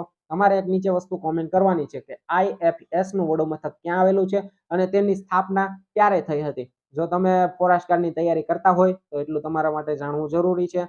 કદાચ તમારો ઊંચો ગોલ હોય તો ત્યાં સુધી પણ તમે પહોંચી શકો. તો IFS નું વડું મથક અને તેમની સ્થાપના ક્યારે થઈ હતી તે નીચે કોમેન્ટમાં જણાવજો. અને નીચે કોમેન્ટ ન કરી હોય તો ગૂગલ, અથવા જાણતા ન હોય તો ગૂગલ કરીને આપણે રીતના જાણી લીજો. તેમાં આપણે આગળ જોઈએ, આ એવોર્ડ પર્યાવરણીય સંરક્ષણ અને ટકાઉ બાબતોમાં મહત્વપૂર્ણ યોગદાન આપનાર અસાધારણ વ્યક્તિઓ અને પહેલોને આપવામાં આવે છે. તો હવે કોને કોને આપવામાં આવ્યું છે તે આપણે જોઈએ કે આ એવોર્ડ જે છે તે અલગ અલગ 5 શ્રેણીઓમાં આપવામાં આવ્યો હતો. તો પ્રથમ શ્રેણી છે તેની અંતર્ગત આપણે જોઈએ કે ફોરેસ્ટ પ્રોટેક્શન, એટલે કે ફોરેસ્ટનું પ્રોટેક્શન માટે એવોર્ડ આપવામાં આવ્યો છે. કોને?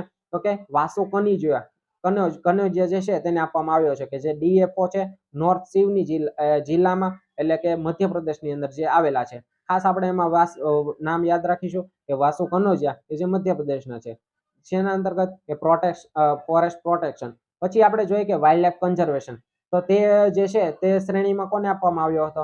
તો કે મોહન રામને મળ્યો હતો, કે જે ગીર જંગલ ગુજરાતમાં. તો આ નામ જે છે ને તે આપણે ખાસ યાદ રાખીશું, કારણ કે આપણે ગુજરાતનું છે. તો ગુજરાતમાં કોને મળ્યો હતો? ડોક્ટર મોહન રામ, કે જે ગીરના જંગલમાં ગુજરાત રાજ્યમાં આપણને મળ્યો હતો. શેના? તો વાઇલ્ડ લાઇફ કન્ઝર્વેશન માટે. ખાસ યાદ રાખીશું, વાઇલ્ડ લાઇફ કન્ઝર્વેશન માટે મળ્યો હતો ડોક્ટર મોહન રામને. ત્યારબાદ ત્રીજું જોઈએ કે વાઇલ્ડ લાઇફ પ્રોટેક્શન. તો wild life conservation, wild life protection બંને ભેગું ન થઈ જાય. તો તેમાં આપણે જોઈએ કે વાઇલ્ડ લાઇફ પ્રોટેક્શન, તેમાં રીતેશ સરોઠિયાને મળ્યું હતું, કે જે પ્રાદેશિક નાયબ નિયામક, એટલે કે દિલ્હીમાં તે છે. ટૂંકમાં આપણે બોલ લેશું એટલે ખોટો સમય ન બગડે. રીતેશ સોરઠિયા જે દિલ્હીના. પછી ચોથું જોઈએ કે best use of technology for conservation, તે મળ્યું હતું વિશ્વજીત મિશ્રાને, કે જે બેંગ્લોરમાં કાર્ય કરી રહ્યા છે. પછી પાંચમું જોઈએ કે કમ્યુનિટી કનેક્ટ, કે જે તેના માટે કોને મળ્યો હતો, કે મિલો તત્સા, કે જે એક વન સંરક્ષણ છે, એટલે કે આપણે જેની તૈયારી કરીએ છીએ તે વ્યક્તિ છે, તેને પણ મળ્યો હતો. તો આ થયો અરુણાચલ પ્રદેશની અંદર. તો આ થયા અલગ અલગ એવોર્ડ જે 5 કેટેગરીઓમાં આપવામાં આવ્યા હતા. તેને આ એવોર્ડ જે છે ઇકો વોરિયર એવોર્ડ તે એનાયત કરવામાં આવ્યા હતા. ખાસ આપણે આમાંથી યાદ રાખવાનું છે wild life conservation doctor Mohan Ram, Gir જંગલમાં તે કાર્ય કરે છે ગુજરાતમાં. ત્યારબાદ આપણે ફરીથી એક અગત્યનો ટોપિક જોઈએ કે ટાઈગર રિઝર્વ, કે 55મો tiger reserve Mahadev wildlife sanctuary. તો શું છે કે તાજેતરમાં ગોવામાં આવેલ મહાદેવ વન્યજીવ અભયારણ્ય ભારતનું 55મો ટાઈગર રિઝર્વ જાહેર કરવામાં આવ્યું છે, જે રોયલ બંગાળના રોયલ બંગાળનો જે વાઘ જે છે તે વાઘના ઘર તરીકે જાણીતું છે. કે હાલમાં આપણને ખબર છે કે 55મું ટાઈગર રિઝર્વ જે છે એ જાહેર કરવામાં આવ્યું છે. NTC ની વેબસાઇટ આપણે ખોલીએ તો એની અંદર હજી સમાવેશ નથી કરાયો, પરંતુ આ ટાઈગર રિઝર્વ જે છે તે જાહેર થઈ ગયું છે. તો આપણે જોઈએ કે આ ટાઈગર રિઝર્વ ઉત્તર પૂર્વી ગોવામાં સ્તરીય તાલુકાના વલપોઈ ગામ પાસે સ્થિત છે, જે 208 જેટલું ચોરસ કિલોમીટરમાં ફેલાયેલું છે. તેને વર્ષ 1999માં વન્યજીવ અભયારણ્ય તરીકે ઘોષિત કરવામાં આવ્યો હતો. ખાસ યાદ રાખજો કયું છે, 55મું મહાદેવ વાઇલ્ડ લાઇફ સેન્ચ્યુરી ક્યાં આવેલું છે, તે ગોવાની અંદર. ત્યારબાદ જોઈએ કે તે એકમાત્ર એવું અભયારણ્ય છે જે પશ્ચિમ ઘાટના સમગ્ર વિસ્તારનું રક્ષણ કરે છે. અને આ અભયારણ્ય પગ વગરની ઉભયજીવી પ્રજાતિ માદે ડેસેલિયનની શોધ માટે જાણીતું. અને આપણે જોઈએ તો કદાચ આની ઉપરથી જ જે છે અભયારણ્ય ટાઈગર રિઝર્વનું નામ પડેલું છે કે મહાદય વન્યજીવ અભયારણ્ય. ત્યારબાદ જોઈએ કે આ અગાઉ 54મો ટાઈગર રિઝર્વ ધોલપુર કરોલી એટલે કે રાજસ્થાનનું ખાતે બન્યું હતું, પરંતુ તે જાહેર નહોતું થયું. એટલે આગળ આપણે જે મધ્યપ્રદેશનું હતું તે NTC ની વેબસાઇટની અંદર દેખાડે છે. તો ખાસ આપણે આ કન્ફ્યુઝન જે છે તે ખોટું ન રહે એટલા માટે NTC ની વેબસાઇટ ખોલીને જ આપણે આપણી રીતના જોઈ લેશું. ત્યારબાદ આપણે જોઈએ કે આપણે હવે અંતિમ ટોપિક તરફ આપણે જઈ રહ્યા છીએ. અને હજી વિડીયો લાઈક કરવાનો બાકી હોય તો લાઈક કરી દેજો, અને તમારા ગ્રુપ તમારા મિત્રોને પણ વિડીયો શેર કરી દેજો. તો જોઈએ 69મો વન્યજીવ સપ્તાહ. તો ક્યારે, પહેલા તો વન્યજીવ સપ્તાહ ક્યારે ઉજવવામાં આવે છે, તો કે દર વર્ષે આપણે 2 ઓક્ટોબર થી 8 ઓક્ટોબરની અંદર જે છે તે વન્યજીવ સપ્તાહ ઉજવવામાં આવે છે. હાલમાં કેટલામો હતો, 69મો હતો. અને આ વર્ષની થીમ શું હતી, કે partnership four wild life conservation. તો આ તેની થીમ હતી. અને હાલમાં ટૂંક સમયમાં જો ટાઈમ મળશે તો જે પર્યાવરણને લગતા જે દિવસો છે તે દિવસની શરૂઆત ક્યારે થઈ હતી, દિવસ ક્યારે ઉજવાય છે, તે 2023ની તેની થીમ શું હતી તે આપણી પાસે બધું છે. તો તે આપણે તેનો સમય મળશે તો તેનો વિડીયો આપણે બનાવી દઈશું. તો આ થઈ તેની થીમ કે partnership four wild life conservation. પછી જોઈએ કે તેની શરૂઆત ક્યારે થઈ હતી, કે UN દ્વારા 4 ઓક્ટોબરને વિશ્વ પ્રાણી દિવસ જ્યારે આપણે ઉજવીએ છીએ 4 ઓક્ટોબર, ત્યારે તેની શરૂઆત કરવામાં આવી હતી. ત્યારબાદ આપણે જોઈએ કે તેના ભાગરૂપે ભારતમાં વર્ષ 1956 થી લુપ્ત થતા પ્રાણીઓને બચાવવાના પ્રયાસ તેમજ સંરક્ષણના હેતુથી 2 ઓક્ટોબર થી 8 ઓક્ટોબર દરમિયાન વન્યજીવ સપ્તાહની ઉજવણી કરવામાં આવે છે. અને આનું આયોજન જે છે તે કેન્દ્ર સરકાર અને રાજ્ય સરકાર બંને દ્વારા સંયુક્ત રીતના તેનું આયોજન કરવામાં આવે છે. અને આ નિમિત્તે ગુજરાત રાજ્યના વન વિભાગ દ્વારા બનાસકાંઠાના પાલનપુર તાલુકાના બાલારામ જે છે ત્યાં ઉજાણી ખાતે nature education and eco tourism camp સાઇટનું લોકાર્પણ કરવામાં આવ્યું હતું. તો આ પણ ખાસ આપણે યાદ રાખીશું કે જ્યારે 69મો વન્યજીવ સપ્તાહ ઉજવાયો હતો ત્યારે જે પાલનપુરનું જે બાલારામ જે છે ત્યાં nature education and eco tourism camp site જે છે તેનું લોકાર્પણ પણ કરવામાં આવ્યું હતું. તો આ વસ્તુને પણ આપણે ખાસ યાદ રાખીશું. ત્યારબાદ જોઈએ કે ગીધની વિવિધ પ્રજાતિઓની સંખ્યામાં અભૂતપૂર્વ વધારો થયો હતો. અને વરુના સંવર્ધન માટે બનાસકાંઠા ખાતે વરુ સોફ્ટ રિલીઝ સેન્ટરનો પણ વિકાસ કરવામાં આવ્યો હતો. અને થોડા સમય પહેલા જ આ વરુ સોફ્ટ રિલીઝ સેન્ટર જે છે તેની શરૂઆત કરવામાં આવ્યું હતું. હાલમાં તેનો વિકાસ કરવામાં આવ્યો છે. ત્યારબાદ જોઈએ કે વન વિભાગ દ્વારા ડોલ્ફિન સૌપ્રથમ વખત ડોલ્ફિન વસ્તી ગણતરી એટલે કે તેની સૌપ્રથમ વખત વસ્તી ગણતરી થઈ હતી. તો આનો આગળનો જે કરંટ અફેર્સનો જે વિડીયો હતો તેની અંદર ડોલ્ફિન અથવા તો ગુજરાત રાજ્યના જે અલગ અલગ પ્રાણીઓ છે તે બધા જ પ્રાણીઓનો જે અપડેટ આંકડો છે તે કોની વસ્તીમાં વધારો થયો છે, તેની સંખ્યા કેટલી છે, કોની અંદર ઘટાડો થયો છે, તો તે બધી જ વસ્તુ જે છે તે આની આગળનો કરંટ અફેર્સનો વિડીયો જે છે તેની અંદર આપણે મૂકેલો છે. તો તે કરંટ અફેર્સનો વિડીયો પણ તમને આપણી ચેનલમાં મળી જશે. તો તેની અંદર પણ તમે જોઈ લેજો, જેનાથી જે અપડેટ જે છે આંકડા જે છે તે પ્રાણીઓના તે આપણને મળી જાય. તો આ રીતના ડોલ્ફિનની સૌપ્રથમ વખત જે છે તે વસ્તી ગણતરી થઈ હતી. સાથે બીજા હજી એવા પ્રાણીઓ જે છે જેની સૌપ્રથમ વખત ગુજરાતની અંદર વસ્તી ગણતરી થઈ હતી. કયા કયા છે જો જાણતા હોય તો હાલો કહી દઉં કે વરુ અને જરખ એ બે એવા પ્રાણીઓ જે છે જેની સૌપ્રથમ વખત ગણતરી કરવામાં આવી હતી. તો આ પણ આપણે સાથે યાદ રાખીશું. ત્યારબાદ જોઈએ કે દરિયાઈ જીવસૃષ્ટિ માટે એક નવી પહેલ આવડી હતી અને મગર પ્રજાતિની જાળવણી માટે ગોધરા ખાતે મગર બચાવ કેન્દ્રનો પ્રારંભ કરાશે. તો આ પણ ખાસ આપણે યાદ રાખીશું કે મગર બચાવ કેન્દ્રનો પ્રારંભ કઈ જગ્યાએ કરવામાં આવ્યો હતો. તો આપણે ખાસ યાદ રાખીશું ગોધરા કે જે પંચમહાલની અંદર આવેલું છે. તો આ આપણો સંપૂર્ણ ટોપિક અહીં પૂરો થાય છે કે 69મો વન્યજીવ સપ્તાહ આપણે હાલમાં ઉજવાયો હતો. 2 થી 8 ઓક્ટોબરમાં ઉજવાય છે. ત્યારબાદનો આપણે ટોપિક જોઈએ કે અરુણાચલ પ્રદેશના ન્યુક મુંડક ખાતે યાકના દૂધ માટેનું દેશનું સૌપ્રથમ પાર્લર બનાવવામાં આવ્યું છે. તો આ ટોપિક જે છે તે આપણે જોઈએ કે Indian council four agriculture research દ્વારા અરુણાચલ પ્રદેશના દરિયાની સપાટીથી આપણે જોઈએ તો 28 મીટર ઊંચાઈ પર સ્થિત ન્યુક મુંડક ગામમાં યાકના દૂધ માટે પ્રથમ પાર્લર શરૂ કરવામાં આવ્યું હતું. ત્યારબાદ જોઈએ કે આ ડેરી જે છે તે ICAR એટલે કે national research centre on yak જે છે તે NRCY તો અરુણાચલ પ્રદેશમાં આ સ્થિત છે.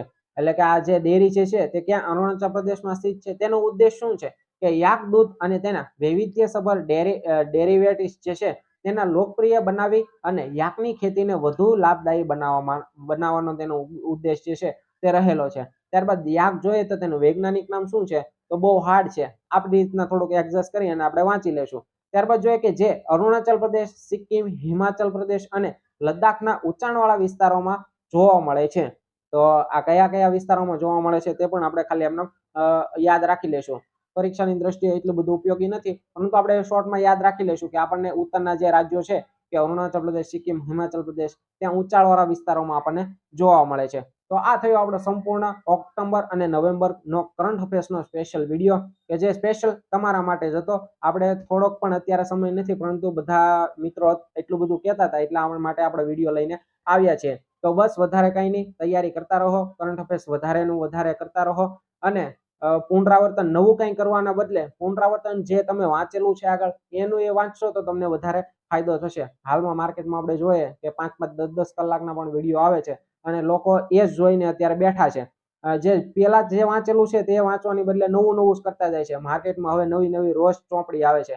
આપણે છેલ્લા ઘણા દિવસથી જોઈએ છે તો એક દિવસની અંદર એક ચોપડી તો કોઈને કોઈ પ્રકાશિત કરે જ છે. તો તેની અંદર ખોટા વધારે ન પડતા આપણે જે આગળ વાંચેલું છે તે આપણે વાંચવાનું આપણે પ્રયત્ન કરીશું અને એક સરસ મજાની એક જોરદાર તૈયારી કરી શોર્ટ સમયની અંદર આજથી લગભગ 30 દિવસની અંદર જ આપણી પરીક્ષા છે. તો પરીક્ષાની અંદર આપણે આપણું બેસ્ટ આપીશું. તો જલ્દીથી સમય મળશે તો એક નવા વિડીયો, સરસ મજાના વિડીયો સાથે મળીએ. ત્યાં સુધી બધા જ મિત્રોને ઓલ ધ બેસ્ટ. જય હિન્દ.